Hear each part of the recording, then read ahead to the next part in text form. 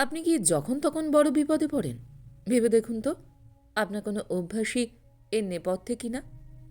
চাণক্যের নীতিশাস্ত্র অনুসারে একজন ব্যক্তির জীবনে বিপদ বা দুর্ভাগ্য ঘনিয়ে আসার প্রধান কারণ হল কিছু খারাপ অভ্যাস বা দুর্বলতা আঁকড়ে থাকা। চাণক্য তার নীতিতে যেমন 4টি অভ্যাস বা দুর্বলতার কথা উল্লেখ করেছেন, যা সকলের ত্যাগ করা অপরিহার্য। আরও ভালো করে বললে, বেশ কিছু অভ্যাস ত্যাগ করলে জীবন থেকে আপনি বিপদ কমাতে পারবেন। চলুন জেনে নিই কি সেই অভ্যাস।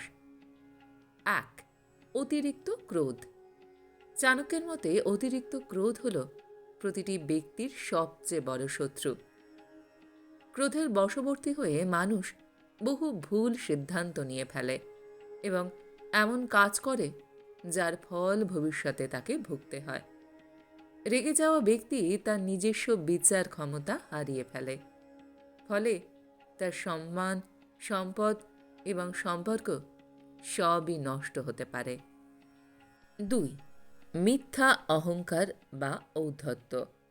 চাণক্য বলেছেন, মিথ্যা অহংকার মানুষকে তার নিজের উন্নতি দেখতে দেয় না।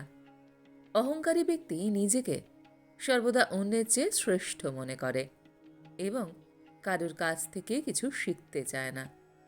এই ধরনের মনোভাব তাকে ভুল পথে পরিচালিত করে এবং ধীরে ধীরে সে সমাজের কাছ থেকে বিচ্ছিন্ন হয়ে পড়ে, যা পতনের কারণ হয়।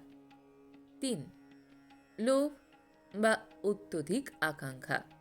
অতিরিক্ত লোভ বা আকাঙ্ক্ষা চাণক্যের চোখে একখানা মারাত্মক দুর্বলতা। লোভী মানুষ সবসময় আরও বেশি কিছু পাওয়ার জন্য অনৈতিক পথ বেছে নিতে দ্বিধা করে না। এই লোভের কারণে মানুষ তার বর্তমান সুখ ভুলে যায়, মানসিক শান্তি হারায় এবং অনেক সময় আইন বা নীতিবিরোধী কাজে জড়িয়ে পড়ে, যা চরম বিপদ ডেকে আনে। 4. আলস্য বা কাজ ফেলে রাখা।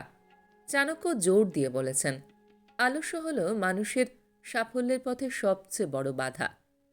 একজন অলস ব্যক্তি কাজ ফেলে রাখে এবং সুযোগ হাতছাড়া করে। সময়মতো কাজ শেষ না করার কারণে তার জীবন থেমে যায় এবং সে দারিদ্র্য ও দুর্ভাগ্যের শিকার হয়।